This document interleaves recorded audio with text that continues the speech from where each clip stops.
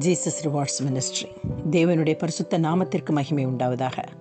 தாவீது ராஜா கர்த்தருடைய சமூகத்தில் சேர்ந்து அவரது பிரசன்னத்தில் நிறைவாக இருந்ததால் கர்த்தாவே என்று கூறாமல் இச்சங்கீதத்தில் உம்மை என்று ஆரம்பித்தவர் துன்பத்தின் நடுவில் நடந்தாலும் நீர் என்னை உயிர்ப்பிப்பீர் என்று திடமாக கூறியுள்ளார். துன்பத்தில் நடக்கும் அனுபவம் அனைத்து மக்களுக்கும் உருவாகும். அதனை எதிர்கொள்ளும் போது கர்த்தர் உயிர்ப்பிப்பார் என்று கலங்காமல் அவரை தேடும்போது நம்மை தேற்ற காத்திருக்கும் தேவனுக்கு நாம் அநேக கோடி ஸ்தோத்திரங்களையும் நன்றிகளையும் ஏறெடுப்போம். இன்றைய 935ஆம் நாளின் வெகுமதியாக பரிசுத்த வேதாகமத்தின் பழைய ஏற்பாட்டில் எரேமியாவின் புத்தகம் 1ஆம் அதிகாரத்தின் தொடர்ச்சியாக, நான் உன்னை தாயின் வயிற்றில் உருவாக்கும் முன்னே உன்னை அறிந்தேன், நீ கர்ப்பத்திலிருந்து வெளிப்படும் முன்னே நான் உன்னை பரிசுத்தம் பண்ணி உன்னை ஜாதிகளுக்கு தீர்க்கதரிசியாக கட்டளையிட்டேன் என்று சொன்னார்.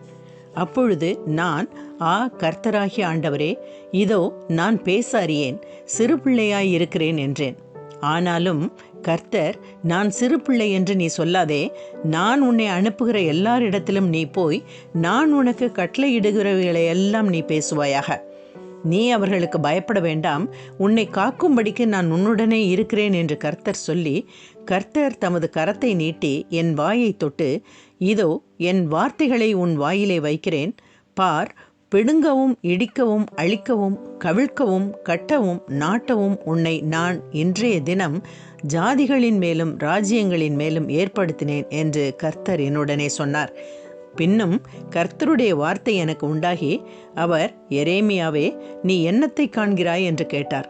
வாதுமை மரத்தின் கிளையை காண்கிறேன் என்றேன். அப்பொழுது கர்த்தர், நீ கண்டது சரியே, என் வார்த்தையை தீவிரமாய் நிறைவேற்றுவேன் என்றார் என்று எரேமியா தீர்க்கதரிசி எழுதியிருக்கிறார். இப்பகுதியில் யூதர்கள் தங்கள் இருப்பிடமான யூதா நாட்டிலிருந்து வெளியேற்றப்பட்டனர்.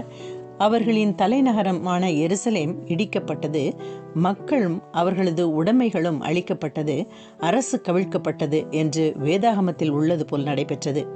இவை யாவும் கர்த்தர் எரேமியாவால் சரி செய்திருக்கிறார். வாதுமை மரம் வசந்த காலம் தொடங்கியதும் சீக்கிரமாக பூ பூக்கும் மரங்களில் ஒன்றாகும்.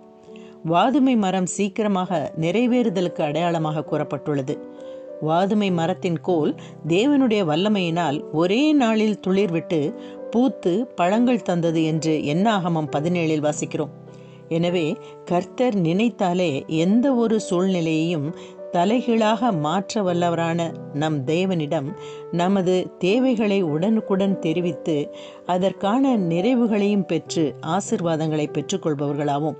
பிதாவாகிய தேவனின் அன்பும் கர்த்தராகிய இயேசு கிறிஸ்துவின் தயவும் பரிசுத்த ஆவியின் நட்புறவும் நம் அனைவரோடும் இருப்பதாக.